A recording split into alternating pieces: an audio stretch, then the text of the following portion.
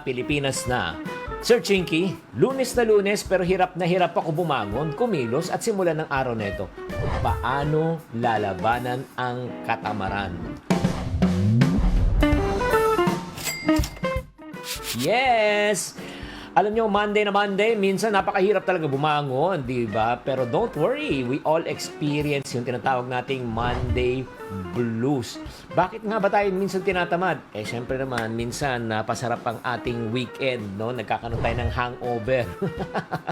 Pagkatapos ng 2 araw ng syempre, para relax, pero ang hirap talaga bumalik sa grind. Pangalawa, kasi kulang tayo sa purpose. Oo, kasi yung parang feeling mo, di mo alam kung anong gagawin mo, di ba? Parang feeling mo parang wala kang layunin sa buhay. At minsan, ito lang ang reality. Sa sobrang dami ng problema, sobrang dami ng task, di ba? Sobrang dami ng babayarin, parang, oh no, ayan na naman po. Balik na naman po tayo sa reality. Pero ang good news, hindi nyo kailangan magpatalo sa katamaran. Anong gagawin po natin? Ang unang gagawin po natin, kung kayo po ay tinatamad, ang unang gawin nyo po, gamitin nyo yung tinatawag na 5-minute rule. Ano itong 5-minute rule na ito? Ang 5-minute rule, napaka-effective po yan. Kung sobrang tamad ka na magsimula, tell yourself that you will work, di ba, in 5 minutes. Ang madalas po mangyari, timeran mo yung sarili mo. Basta sa loob ng 5 minuto, umpisa mo na, gagawin mo na, at babangon ka. Sa totoo lang, pag hindi ka pa gumalaw, within 5 minutes, walang mangyayari po talaga. And then on top of that, ang kailangan po natin gawin, kailangan bago pa mag-Monday, magplano na po tayo. Gawin po nating Sunday pa lang, Sunday night, iset mo na kung anong gagawin mo for the whole week. Paggising mo ng Monday, talagang nakafocus ka na. Alam mo na agad kung anong gagawin mo. Pangatlo, avoid distractions. Bawasan muna natin yung pag-Netflix. Yung kunyari, like for example, yung pag-chichillax, di ba? Yung paglalaro ng mga apps. Nako, alam mo, pagka bumalik po tayo dyan, yung pinakaumpisa talaga, napakahirap po talaga bumangon. Siyempre naman, napakalaga rin. Paligiran mo yung sarili mo ng mga taong seryoso sa trabaho. Paligiran mo yung sarili mo sa mga taong talagang masisipag at di tatamad-tamad. Alam nyo, pag yan po ang mga ginawa nyo, ay tsak na tsak ko. Babalik ang inyong gana sa pagtatrabaho. At last but not the least, ito na lang po. Alam nyo, kung gusto nyo talagang bumalik ang gana nyo sa trabaho, isipin nyo na walang-wala talaga kayo. Balikan nyo yung panahon na kayo ay nag-uumpisa. Yung gutom na gutom at gusto nyo talagang magtagumpay. Pag bumalik kayo sa panahon na yon, alam nyo, ano mangyayari yan? Mawawala ang katamaran. Ang katamaran ay temporary. Kapag nakapag-set ka na ng goals, di ba, naintindihan mo kung bakit ka bumabangon araw-araw para labanan mo ang iyong tamad days, nako, lahat ng moments niyan ay mawawala. Sana nakatulong tong episode na ito. Tatandaan, tamang karunungan, tamang disiplina ang susi natin sa pagyaman.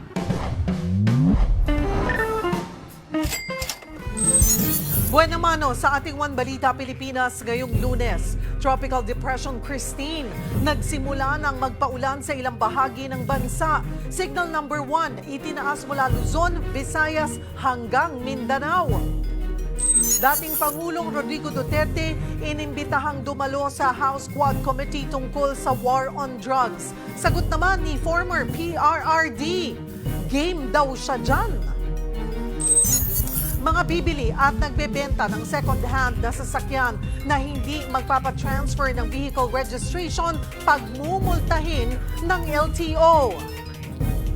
Lalaki sa Palawan, kinailangan ng operasyon matapos mabulunan sa kinaing balut.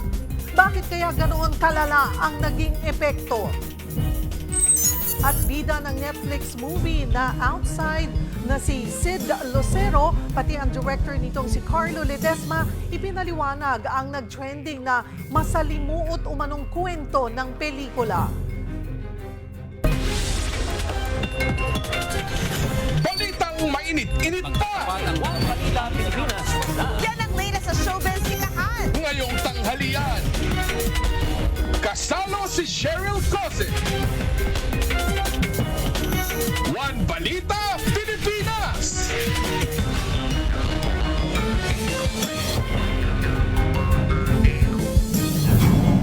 Magandang tanghali, Luzon, Visayas at Mindanao.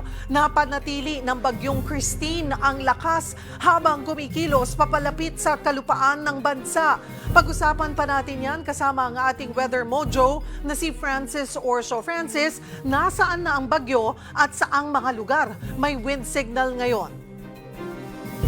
Cheryl, huling namataan ng pag-asa itong sentro o mata ng bagyong Christine na nasa tropical depression intensity nga sa layong 800 o mahigit 800 silangan yan ng Eastern Visayas. So nasa katubigan pa yan ngayon, Cheryl. At ayon nga sa 11 a.m. bulletin ng pag-asa, nakataas ngayon ang tropical cyclone wind signal number 1 sa maraming bahagi ng bansa. Kabilang na dyan ang lalawigan ng Catanduanes, Masbate, kabilang na ang Ticao at Burias Island, Camarines Sur, Albay, Sorsogon, Camarines Norte at eastern portion ng Quezon. Kabilang din sa signal number 1 ang Samar Provinces, Leyte, Biliran, Southern Leyte, Dinagat Islands, Surigao del Norte at ang Siargao Islands. Pero ito, Cheryl, dagdag ko lang na paglilinaw natin na ang tropical cyclone wind signal number 1 ay may 36 hours lead time. Kaya kung mapapansin natin kahit na nasa malayong lugar pa ito ay hindi pa nakakaapekto itong epekto nga ng bagyong Christine. Pero may 36 hours tayo para maghanda, Cheryl. So may layo pa ito, Francis, na around, sabi mo nga, 800 kilometers, ano? Ano ang kilos nito? Tatama ba ito sa lupa? Yes, Cheryl, malayo pa sa kalupaan itong sentro ng bagyong Christina, pero ito nga binabaybay at tinutupok nito yung direksyon patungong kanluran at inaasahan nga natin na tatama ito sa kalupaan, lalong-lalo na dito sa mahilagang bahagi ng Luzon at inaasahan natin pagsapit ng itong mga susunod na araw sa Wednesday hanggang sa mga susunod pang araw ay dito na tatama ang sentro o mata ng bagyong Christina. Okay. Cheryl. You're saying, teka, klaruhin ko lamang, Francis, aasahan itong tatama sa lupa by Wednesday. Yes, Cheryl. At anong mga probinsya yung dapat maghanda na unang tatama itong si Bagyong Christine? Yes, sir. Cheryl, pero ito linawin ko lang pala na by Thursday evening or Friday morning inaasahan natin yung posibleng pagtama ng sentro ng bagyo dito sa may hilagang Luzon or particularly sa Cagayan or Aurora. At itong mga probinsya nga na nabanggit natin at ilang pang kalapit probinsya, halimbawa kabilang na yung Aurora, itong Ilocos region, ang mountain provinces, yung mga kinakailangang maghanda dahil inaasahan nga natin na sa mga araw na ito, tatama yung mas malakas na epekto ng bagyong Christine, Cheryl. Okay, sa ngayon ay ang intensity nito ay nasa tropical depression.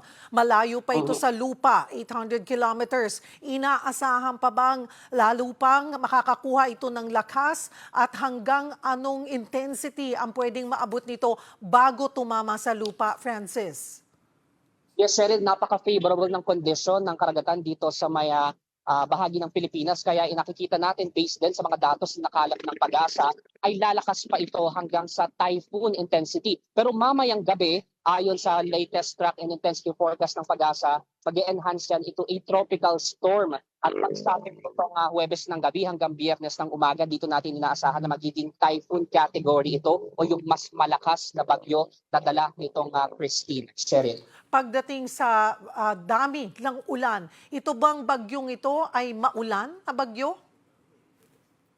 So kung titignan natin yung satellite imagery, kita natin yung malawak na kaulapan na dala nitong bagyong Christine. At kung mapapansin natin, kahit malayo siya sa lupa, yung trough o extension naman ito ay nagpapaulan na nga sa may eastern portion ng Visayas and Mindanao. Kaya mapapansin natin na malakas yung dala nitong hangin at kaulapan, kaya din nakikita natin yung enhancement nito sa mga susunod na araw. Pero dahil nga, gaya ng sinabi ko kanina, napaka-favorable ng condition sa karagatan, nagdadala at lumahatak din ito ng tubig. Kaya asahan natin by Wednesday hanggang sa mga susunod na araw at pagpasok ng weekend ay heavy to intense rains yung pwede natin paranasan mga pag-ulan. Kaya yung paalala din, Cheryl, ng pag-asa, lalo na dun sa mga flood-prone areas o yung mga nasa low-lying communities ay maghanda dahil dun sa mataas na tsansa ng mga pagbaha at yung mga nasa matataas na lugar naman ay inaasahan natin yung pagbuhudi ng lupa o landslide, Cheryl.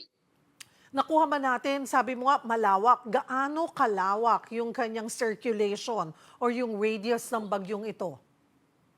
Cheryl, wala tayong specific data about the radius of this tropical depression Christine. Pero kung mapapansin natin sa satellite imagery, sakop ng mga outer cloud bands or yung mismong track o extension nga nitong bagyo mula Luzon hanggang sa Mindanao. So ganyan kalawak yung nakikita nating sakop nitong bagyong Christine, Cheryl. Mhm. Mabilis ba ang kilos nito? Kasi kung by Wednesday or Thursday morning pa lang siya tatama ng kalupaan and it's moving westward, pakanluran, so ibig sabihin talagang magkocross siya sa ating bansa. Cheryl, sa ngayon kasi kumikilos ito sa bilis ng 30 kilometers per hour. So sa ngayon mapapansin natin na medyo mabilis yung pagkilos niyan. Pero oras na lumapag na yan yung sentro mata nito sa kalupaan ay babagal na yan dahil nga wala na siyang hinahatak na tubig o hangin dahil nasa lupa na siya. Pero pagsapit nga ng araw na yan, sinasabi natin na Huwebes o Biyernes, doon tayo kailangan maghanda dahil babagal yung kilos at mas malakas yung magiging epekto, Cheryl. And it will cross, no? Tatawid siya talaga sa bansa natin. Yes, Cheryl, tatawid siya lalong-lalo na doon sa central or sa northern Luzon at asahan natin by Saturday naman, doon na siya pupunta sa may West Philippine Sea hanggang patungong South China Sea, Cheryl. So mga kapatid, kailangan po nating maghanda by Wednesday. Actually, just today pa lamang po ay dapat naghahanda na dahil mukhang yung buong linggo natin hanggang weekend ay talaga pong mananalasa itong si Tropical Depression Christine. At sabi nga po ni Francis ay maaaring umabot ito sa typhoon strength. Yes, Cheryl. Alright. Okay, may pahabol ka pa ba, Francis? Na paalala? Cheryl, yes, sir. Ang paalala natin sa publiko, sa ating mga kapatid, dahil nga inaasahan natin na aabot ito sa typhoon intensity at hindi rin inaalis ng pag-asa yung possibility na baka mag-raise pa sila ng mas mataas na tropical cyclone wind signal hanggang 3 or 4 dahil nga dito sa mas mataas na category ay yung paghahanda ng publiko. Lalong-lalo na ngayon dahil malayo pa at meron pa tayong sapat na araw para makapag-prepare doon sa mga kinakailangang lumikas or ipunin or kumbaga ihanda din yung mga kailangang gamit na kailangan dalhin kung sakaling kailangan umalis ng bahay. Yun yung kailangan nating tandaan, Cheryl, habang nasa malayong bahagi pa ng ating bansa itong bagyong Christine. Maraming salamat for the update, Mobile Journal, Francis Orso. Ito po, sa mga buyer at seller naman ng second-hand na sasakyan, abay may paalala po ang Land Transportation Office. Sa ilalim ng LTO order noong August 30, pwede kayong pagmultahin ng hanggang 40,000 pesos kapag bigong i-report na ibinenta at ma-transfer ang vehicle registration sa loob ng ilang araw ng actual sale. Para sa dagdag na detalye, makakausap natin si Attorney Greg Pua, ang Executive Director ng LTO. Magandang tanghali po sa inyo, Attorney. Magandang tanghali po, Ma'am Cheryl. Attorney, para po sa kaalaman ng publiko, ano ba yung proseso sa pag-report po ng sale at pag-transfer ng vehicle registration ng second-hand na sasakyan? Opo. Unang-una po, maraming salamat po sa pagkakataon nito na to clarify yung aming Administrative Order number 2024-046. Una po, ang nakasaad po dito, kailangan po for every sale, donation, or any transfer of a motor vehicle, the seller should report the same to LTO within 5 days from the date of notary or date of actual turnover of the unit, whichever comes first. Yun po ay obligasyon po ng seller. Pangalawa naman po, yung pong actual po na pag-process na po ng pag-transfer nung sasakyan. Yung buyer naman po dito, binibigyan po natin sila ng 20 working days within which to cause the transfer of the vehicle subject of the deed of sale. In case of failure po to do the first obligation on the part of the seller, which is to report, yung penalty po na nakasaad po dito sa ating AO is 20,000 pesos. And in case naman po na may report and then wala naman pong transfer within 20 working days, yung buyer naman po mai-imposean naman po ng 20,000. So kung both po hindi po nagawa, doon lang po papasok po yung 40,000, Ma'am Cheryl. Attorney, ito po ay bago lamang. Tama po ba? Kailan po ba ito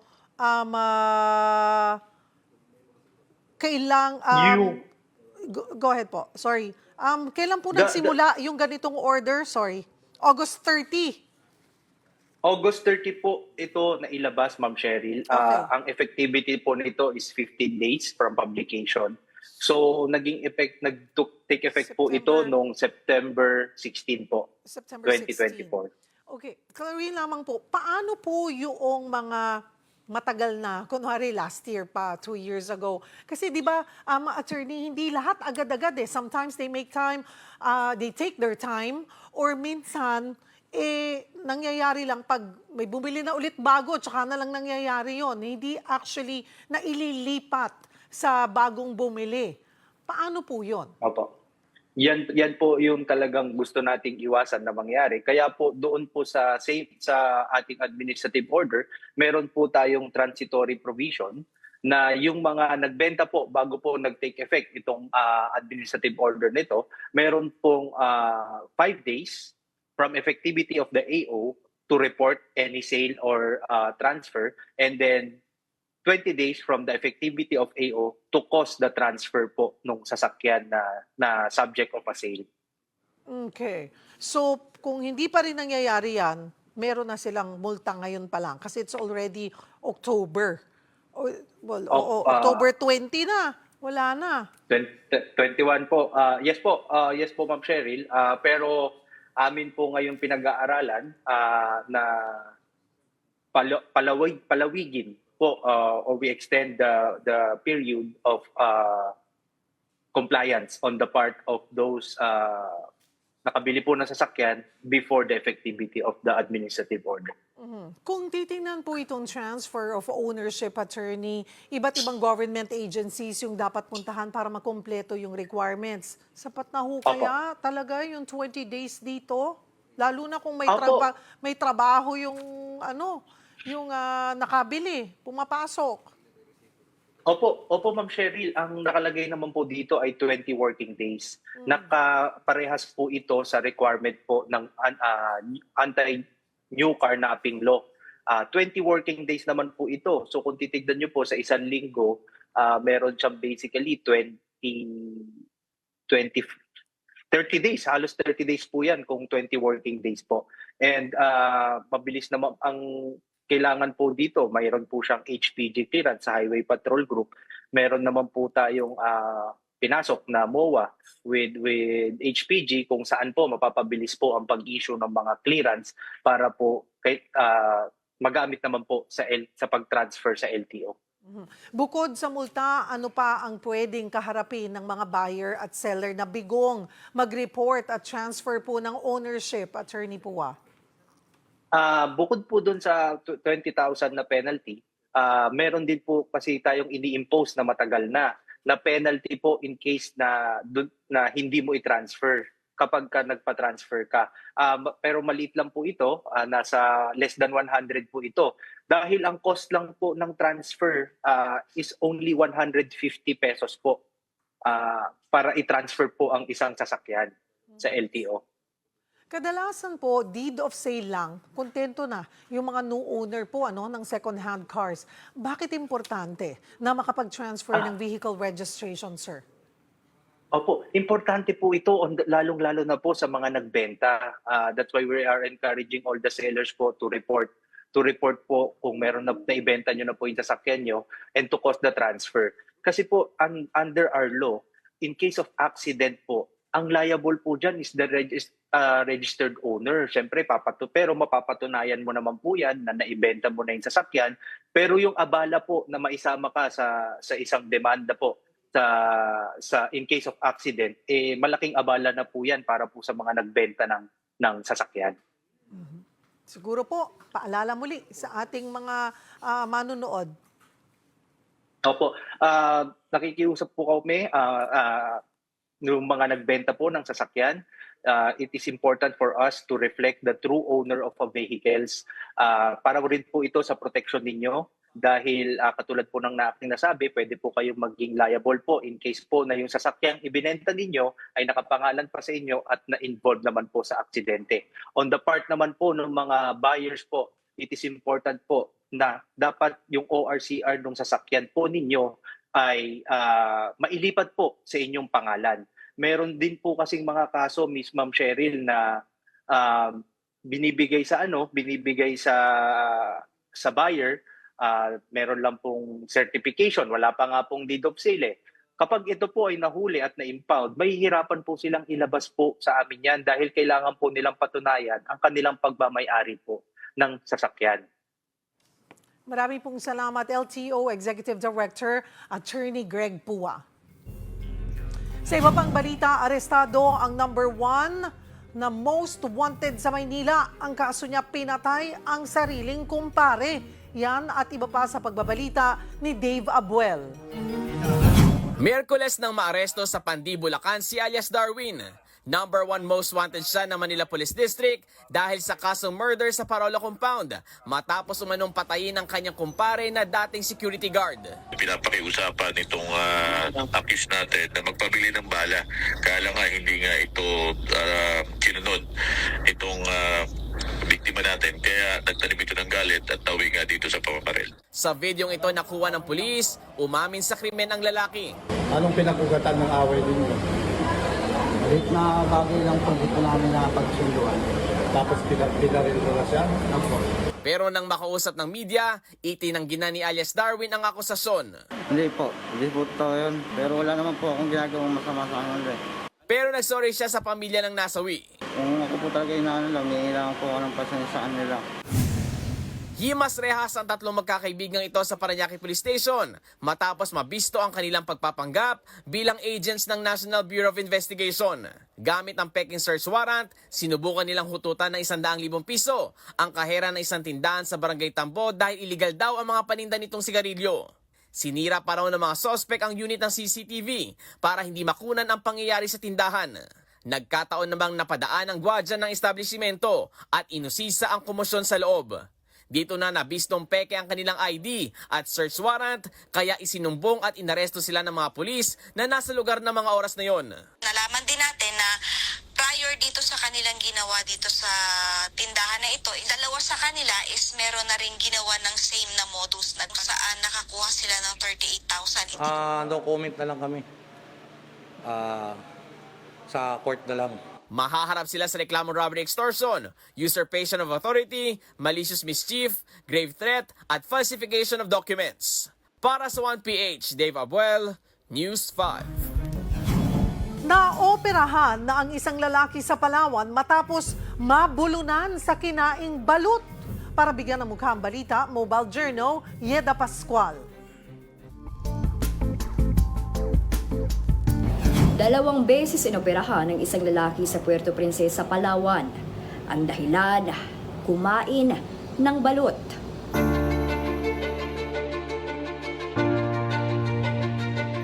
October 1, pasado alas 9 ng gabi, bago umuwi galing trabaho, ay naisipan ng 26 anyos na si Jude Padul na bumili ng balut. Sa boarding house niya na ito kinain. Pero maya-maya lang, nagulat ang kanyang 2 kapatid nang bigla itong umaktong nabibilaukan na. Pagpiga niya po, siguro na nakanganga siya ng sobrang nganga. Tapos pagpiga niya, nasama po pagka niya yung puti po ng balot. Opo, yung pinakamatigas po ma'am, nasama po doon sa yellow na paglunok niya. 2 ospital ang tumanggi na i-admit si Jude dahil wala raw kagamitan at doktora na mag-oopera. Kaya sinugod na nila ito sa private hospital. Matapos ang 5 oras, saka lang naoperahan si Jude. Parang agaw buhay na siya na maubusan na po siya ng oxygen. After ng ilang days, inoperahan uli siya kasi may tumagos pa po dito na tubig sa bandang lalamunan. Inulit uli yung pagtahi ng ng liig niya. Ayon sa isang ear, nose and throat doctor, mahalagang malaman muna saan nakabara ang pagkain. Kapag sa daanan ng pagkain, may mga signs na dapat bantayan. Excessive saliva production or naglalaway yung patient, tumutulo yung laway. Since nakabara doon sa lalamunan, hirap silang lumunok. Another presentation of the patient is that kahit anong inom niya ng tubig para ma-push down yung pagkain, hindi niya malunok yung tubig, sinusuka niya. Patient complains of chest pain. Kung sa daanan naman ng hangin, lubha itong delikado. kaya kinakailangang maisugod na kaagad sa ospital. When we say aspiration, that is when a foreign material or any foreign body goes into the airway instead of the esophagus. So yun yung talagang patient complains of difficulty breathing, na may nakabara dun sa daanan ng hangin, hindi sila makahinga.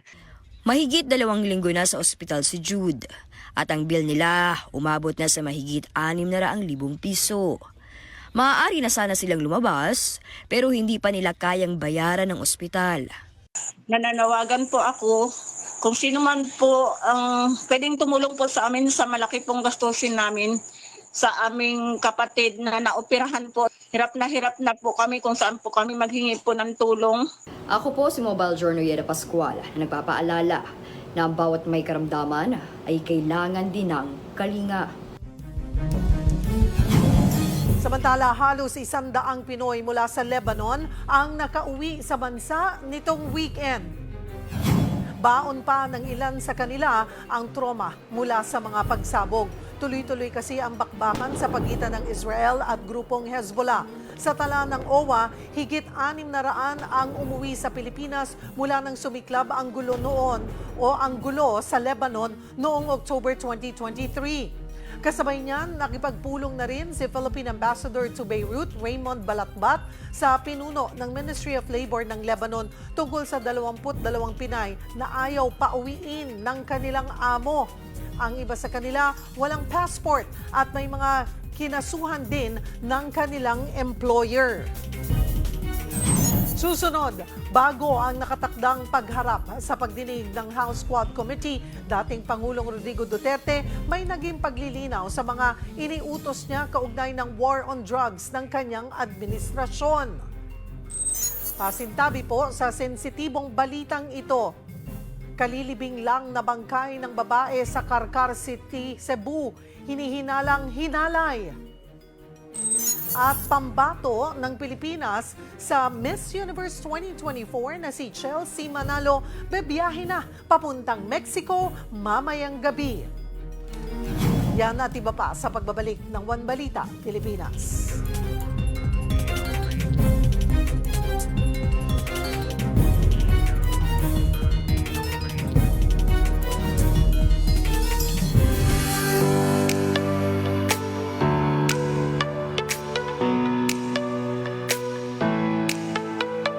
Yung buko, it's my experiences for the past 40 years as a journalist. So I narrated how I started, my childhood days, and my semi-retirement, from active journalism. All through the years, I covered 8 presidents, and I witnessed so many happenings from President Marcos, the old man, the dictator, up to his son, Bongbong Marcos.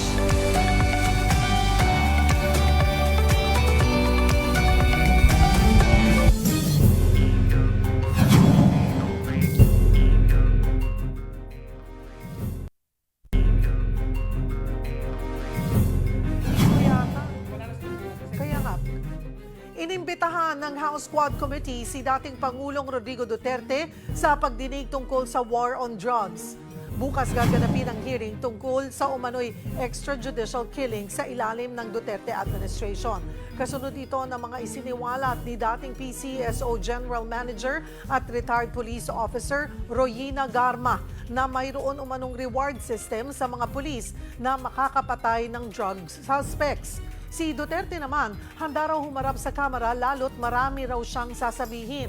Sa programang Problema Nyo, itawag kay Panelo ng SMNI, iginiit ang dating Pangulo na hindi niya iniutos ang pumatay sa gitna ng drug war. Hindi ko sinasabi na sinadya ko pinatay. Kung sabi ko nga sa mga sundalo, give them the chance to fight so that if they fight, then we will be justified in killing them. Kaugnay niyan, magkakaroon na rin ang Senado ng sariling investigasyon tungkol sa war on drugs ni dating Pangulong Rodrigo Duterte. Pero imbes na ang Committee on Public Order and Dangerous Drugs na pinamumunuan ni Senator Bato de la Rosa, gaya ng kanyang hinihirit, ang Blue Ribbon Committee ang mangunguna sa pagdinig. Pangungunahan ito ni Blue Ribbon Subcommittee Chairman Coco Pimentel. Kaugnay niyan, magkakausap natin mismo si Senator Coco Pimentel. Magandang tanghali po sa inyo, Sen. Salamat po sa oras. Magandang tanghali, Cheryl. Salamat po nang nakikinig sa atin. Sen, may schedule na po ba sa pagdinig kaugnay ng war on drugs noong Duterte administration? Nandito ako sa Senate ngayon. Opo. Kasi inaayos ko ngayong schedule. How soon will that be kung sakali man? Ano po ang target nyo, Sen? Mukhang this week mahirapan na kami. So most likely next week yan. Next week po magsisimula. Nakausap nyo na rin ho ba si Senator Bato de la Rosa at Bongo kung kaugnay po ng resource person na gusto nating ninyong imbitahan? Hindi pa. Pero today, so yan ang plano kong gawin. Kausapin ko si Senator Bongo na sabi nila nag-file daw ng isang resolution. Senator Bato na interesado sa subject matter.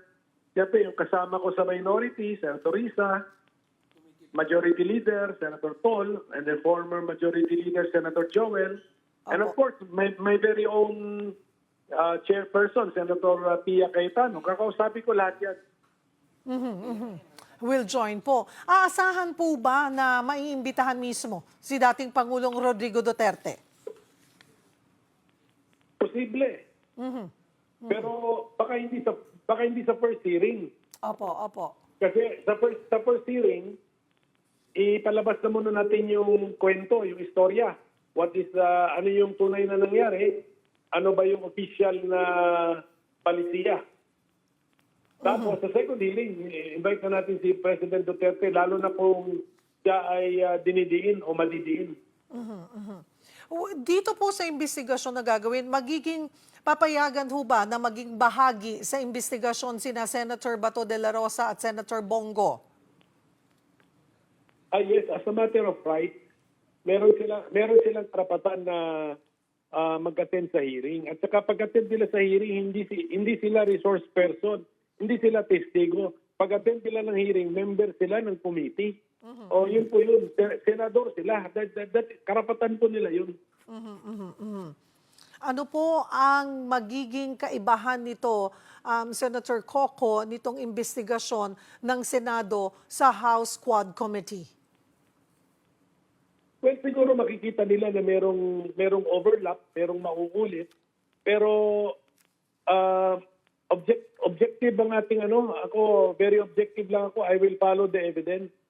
O kung yung mga testigo, mga resource persons sa House ay mauulit sa Senado, tapos under cross-examination, mapapanindigan nila yung sinabi nila, matibay yung kanilang mga kwento, kanilang istorya, kanilang ebidensya, baka ang ending dito, parehong magkamuka ang aming resulta. Pero depende po yun, medyo malayo-layo pa yun because I want the witnesses to be subjected to cross-examination.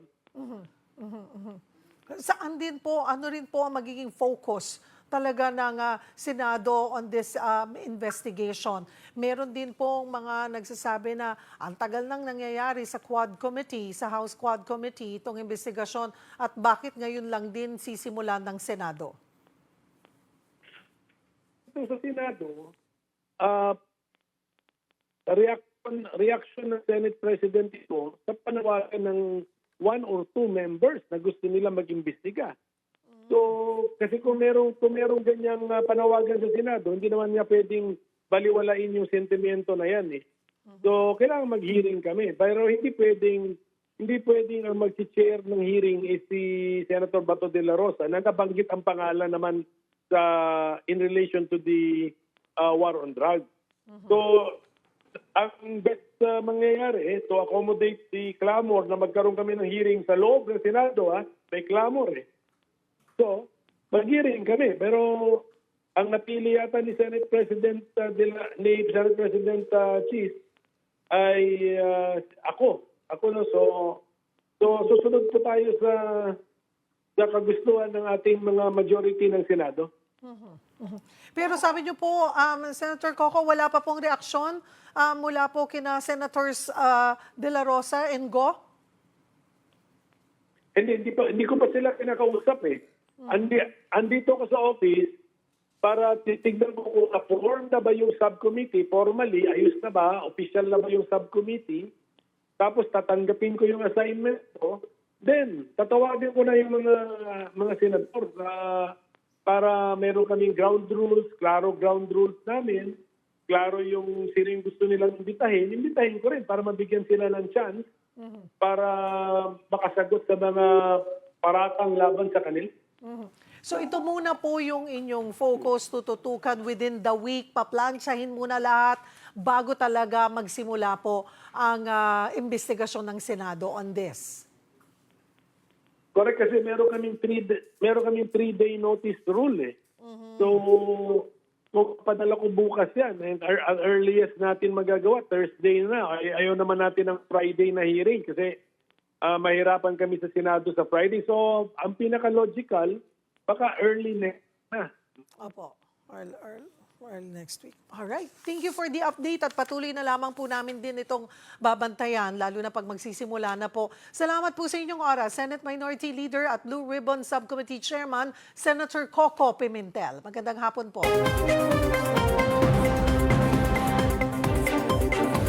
Wanted ng mga pulis ang mga nanghalay sa isang bangkay sa Karkar City, Cebu.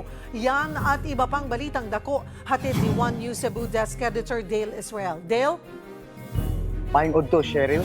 Tuloy ang investigasyon sa bangkay sa Barangay Ocaña Public Cemetery sa Karkar City, Cebu na posible umanong pinagsamantalahan at ninakawan pa ng gamit.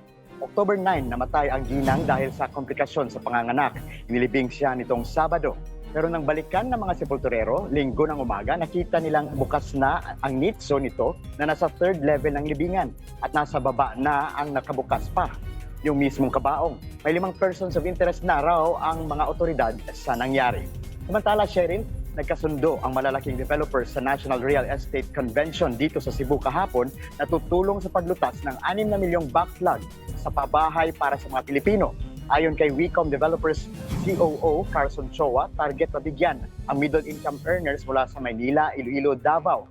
Papasukin na rin nila ang Bacolod at Cebu. Pero dapat ding tandaan na may required 15% socialized housing sa lahat ng proyekto nila. Bukod dyan, lumaki raw ang interest mula sa mga OFW sa real estate.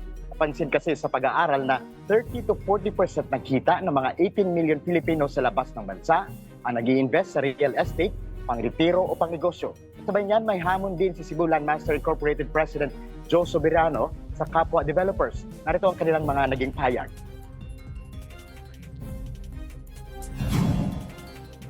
They are not in the backlog computation because they're in that equation where they can hardly afford a growth of an economy. It cannot be possible without leaving behind a particular sector.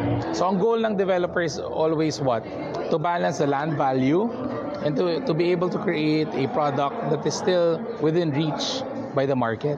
Although we can't really tap the entire market or the spectrum, but I feel it's the bulk of the earning income segment.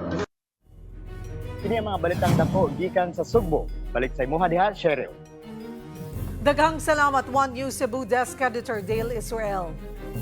Paalala, huwag mag-DIY ng body piercings. Madalas kasi nauuwi yan sa impeksyon. Para bigyan ng mukha ang balita, Mobile Journal, Merimon Reyes.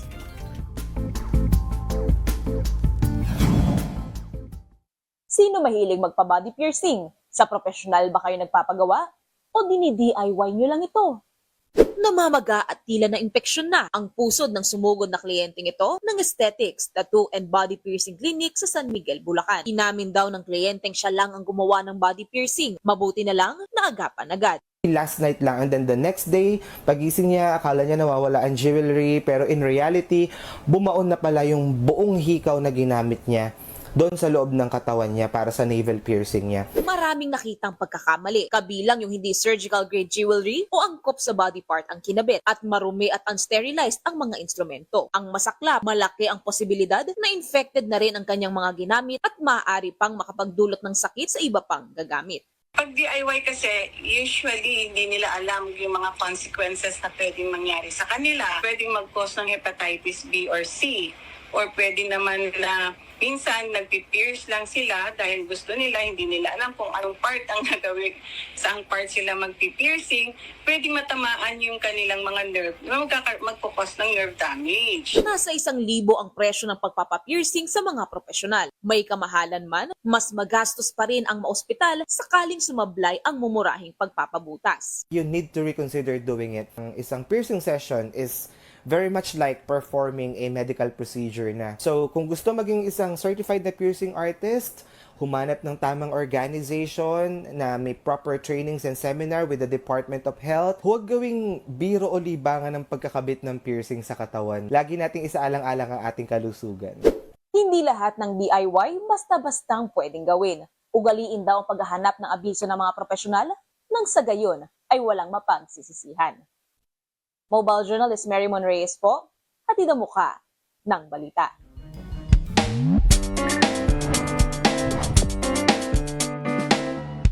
Magandang tanghali mga kapatid.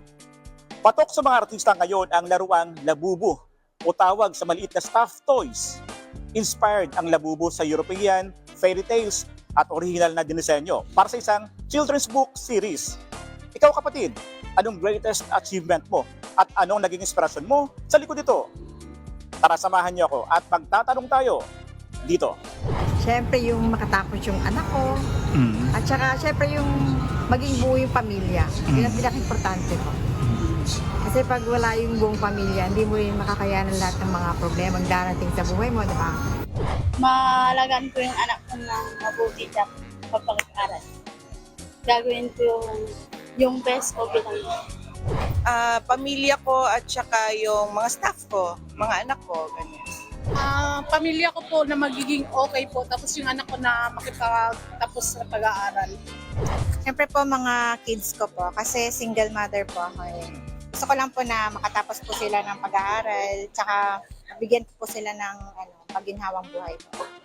Ako ang inyong hani ng bayan, ang tunay at nag-iisang pantanggal umay sa pananghalian.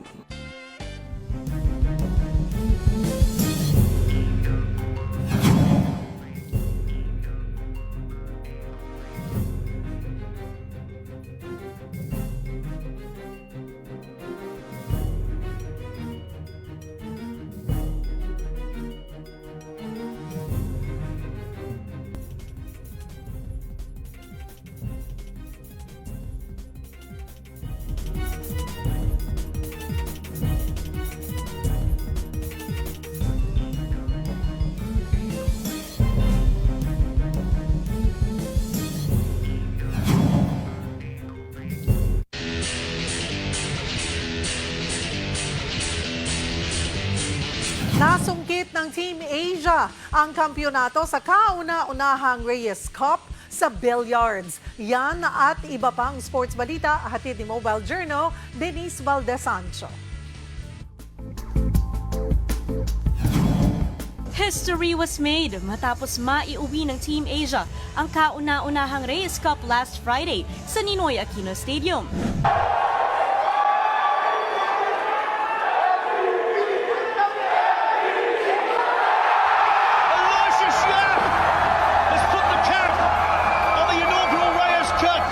Dinumog ng billiard fans ang huling araw ng Reyes Cup para matunghayan kung sino ang mag-uuwi ng kampyonato. Pero hindi basta-bastang binigay ng Team Europe ang panalo. Unang match pa lang kasi, tinalo na ni David Alcaide si Johan Chua.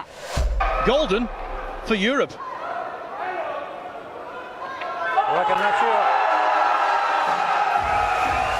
Bumawi naman ang tambalang Duong Quoc Wang at Hu Penyi, securing Team Asia's 10th win. And with a win left to claim the victory, tinapos ni Aloysius Yap ang laban matapos talunin si Francisco Sanchez Ruiz 11-6.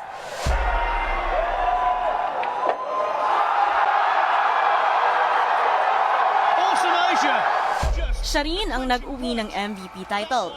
Ayon kay Yap, di niya inakalang magiging ganitong kaganda ang chemistry ng team, lalo na't magkakaiba ang kanilang lengguwahe.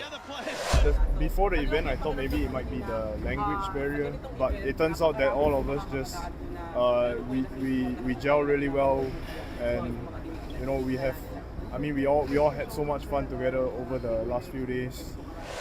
And seeing a crowd of billiard fans in his home turf, unmatched daw talaga ang saya. Saya, hindi ko rin talaga na-expect na ganito na pala talaga kalaki ulit yung kasi sobrang tagal na huli nagka-event sa atin ng ganito. Kaya sobrang happy ako ngayon na ganito yung naging feedback. Mismong araw din na yon, in-announce ni Matchroom Multisport CEO Emily Fraser na sa Pilipinas muli ang Reyes Cup next year.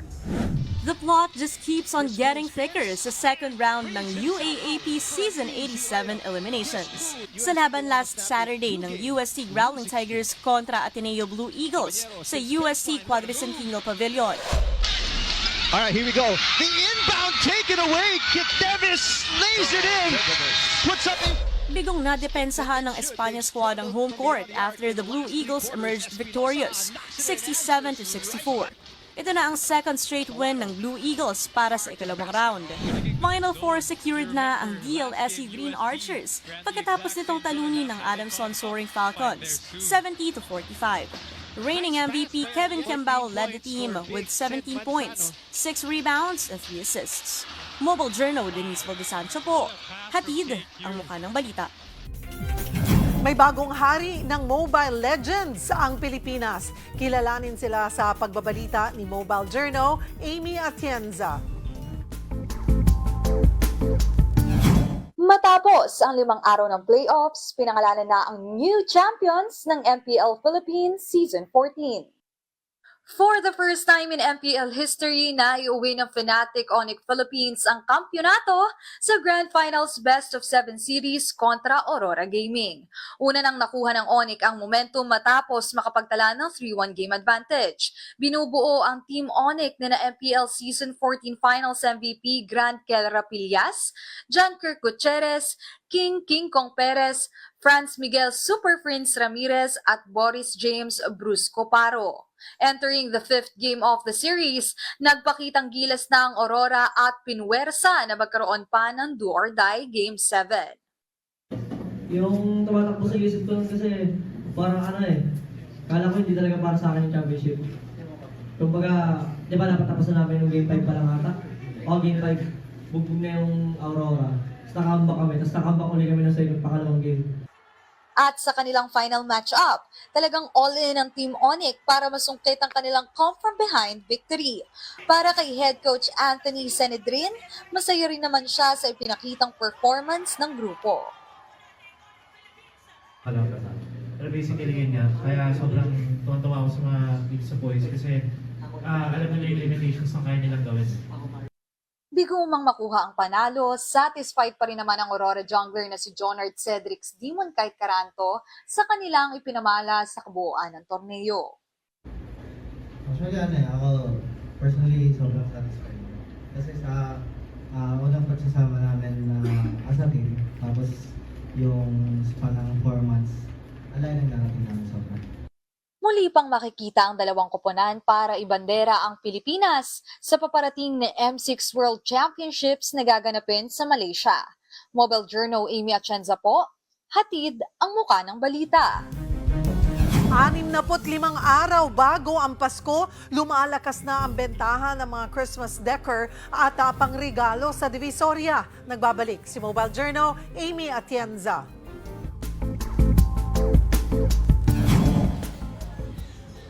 Habang papalapit na ang Christmas season, naghahanda na rin ang ilang mga stall sa Divisoria. Magkano na nga ba ang mga posibleng paregalo at mga Christmas decor? Isa si Claire Villas sa mga pinakaunang nagbukas ng kanyang pwesto dito sa 168 Shopping Mall. July pa lang daw, nagsimula na silang mag-display ng kanilang mga paninda. Ang iba't ibang klaseng mga Christmas tree na pumapatak sa 250 hanggang 6,000 pesos.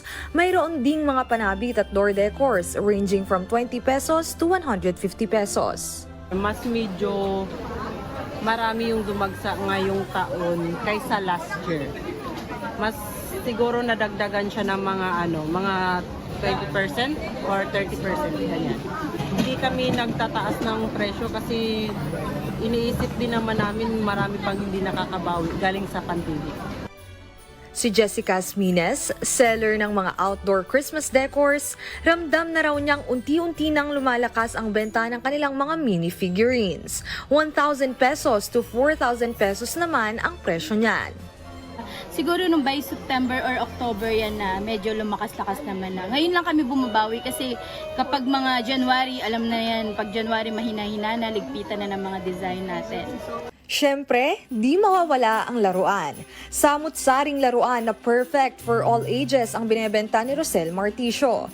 Mayroong mga board games at laruan na tiyak na kahihiligan ng mga bata. May Christmas wrapper na rin for only 20 pesos at cards na 20 pesos per 15 pieces. Pero aminado rin si Rosel, magiging kakompetensya nila ngayon ang online stores. Kasi yung mga tao dito naman talaga ang punta. Kaso, di ba yung iba sa online na bumibili? Kaya mas lalo siyang tumumay. Kaya hindi na kami nag-i-expect. Paalala na lang ng mga tindera, samantalahin na habang hindi pa tumataas ang mga presyo ngayong magpapasko. Mobile Journal, Amy Atienza po, hatid ang muka ng balita. Hola mga kapatid! Miss Universe Fever is here. Lilipad na nga mamayang gabi ang pambato ng Pilipinas sa Miss Universe Philippines 2024, Chelsea Manalo. Unang stopover ng Bulaqueña Beauty ang California bago dumiretso sa Mexico City. Susubukan nga ni Chelsea na makuha ang ika-5 korona ng Pilipinas sa Miss U. Naglabas din po ang Pinay Beauty Queen ng kanyang headshot na may caption na, Philippines, let's make it happen! Exciting ang pageant po ngayong taon dahil bukod po kay Miss Philippines Chelsea Manalo, guess what? May 3 pa pong Pilipina nakasali sa Bucon na ito. Sila Miss Bahrain, United Kingdom at New Zealand. Lahat po sila sumali sa pageantry rin dito sa local bago syempre i-represent yung kanya-kanyang bansa na kaka-mention ko pa lamang. Anyway guys, ito gagawin ang 73rd edition ng Miss Universe sa November 16 na po sa Mexico City. Ito naman guys, okay, number 1 po ang Pinoy zombie movie na Outside sa Netflix Philippines. At syempre, may paliwanag naman ang mga bumubuo sa pelikula kung bakit parang eto nga talagang may halong generational trauma at drama yung horror film na ito. Narito pong report. Alam mo ba na si Abra at si Norman ay isang tao lang? Sagutin mo! Mula sa makaputol-liti na sigawan sa eksenang ito bilang si Miguel sa lumalakas na teleseryeng Lumuhod Ka sa Lupa hanggang sa numero 1 Netflix movie ngayon na Outside bilang si Francis. In his A-game talaga si kapatid star, Sid Lucero. Ngayon nga, may 12 dubbed languages lang naman at hinalaw sa 32 na subtitles ang kanyang pinagbibidahang first ever Filipino zombie drama movie na globally released. How is it for you as an actor? Yung first reaction ko was, hey, yay, my family can watch this. That was the first. Like people close to me, I finally can show them what I've been doing. That's it. Because they've had a hard time watching it. And it, like Billy said, it kind of slowly sunk in nga na, oh my gosh, this is the whole world. Speaking of critically acclaimed actress na si Beauty Gonzalez, na makakasama niya sa pelikula, bida rin sa Outside ang teen star na si Marco Massa. Pero hindi lang sila ang main characters ha, dahil tampok din sa pelikula ang Bacolod at mga Negrense na gumanap na zombies. Proud si Beauty dahil taga Dumaguete siya at lumaki rin daw siya sa farm. Gaya naman ang setting ng Outside. Parang bumata ulit ako. Kukuha akong tubo, kain ako. Tapos nung first day pa lang, tumakas na ako sa shooting, pumunta ako sa palengke. Ang Outside ay halong zombie horror with a Pinoy touch.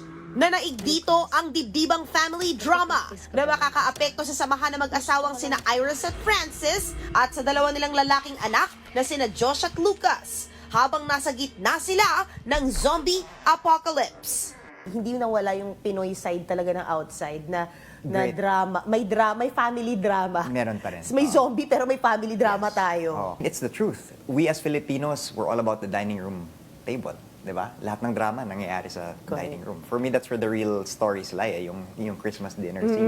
Yung nagsisigawan sila when the truth come out. Streaming na ang Outside sa Netflix.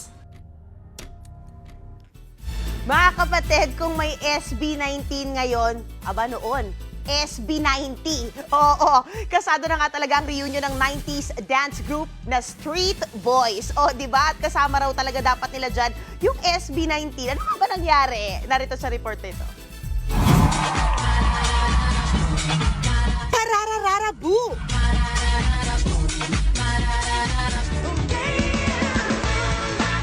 Mbop! Throwback baka mo? Walang kupas ang iconic 90s dance group na Street Boys. For the first time in decades, kompleto sila. Sina Jong, Danilo, Chris, Joseph, Vong, Joey, Maynard at Nico. At sa mga naghahanap kay Spencer Reyes, pauwi na rin siya for their reunion. Mid-40s nang ilan sa kanila, pero hanep pa rin sa galing kung tumambling. Hindi man daw sila active as a group, never daw silang nawatak. Ang sekreto, disiplina mula sa founder nilang si Direk Chito Ronyo. Tayo brown out, bibili lang ng kandila para may ilaw kami, diretso pa rin ang rehearsal. So minsan may mga umaaral na sa amin na pag ganito kahigpit. Ngayon namin na-realize na yung disiplina pala napaka-importante sa bawat isa sa amin. Na yun ang hawak para tumagal kami. Biro nga nila, sila raw ang SB90. Pero nilinaw ng Street Boys na in-invite naman daw talaga nila ang Mahalima sana sa kanilang reunion. Actually, try namin yung SB90 talaga. Kaya lang, conflict sa schedule nila. Tapos tinry din namin ng sex bomb, SB rin kasi sila, conflict din sa schedule. South Border, tinry din namin, conflict din sa schedule. Abangan ng Street Boys sa November 8 sa New Frontier Theater. Alright mga kapatid, happy Monday sa inyo. Yan ang latest sa showbiz. Balik sa'yo, Cheryl. Happy Monday sa'yo. Thank you, MJ. At yan po ang mga bumabanderang balita at public service sa inyong tunay na kasalo sa tanghali. Hanggang bukas, dito sa Balitaang Magpapabusog sa inyong kaalaman. Ako po si Cheryl Quosim. Kami ang 1PH, teleserbisyo para sa Pilipino.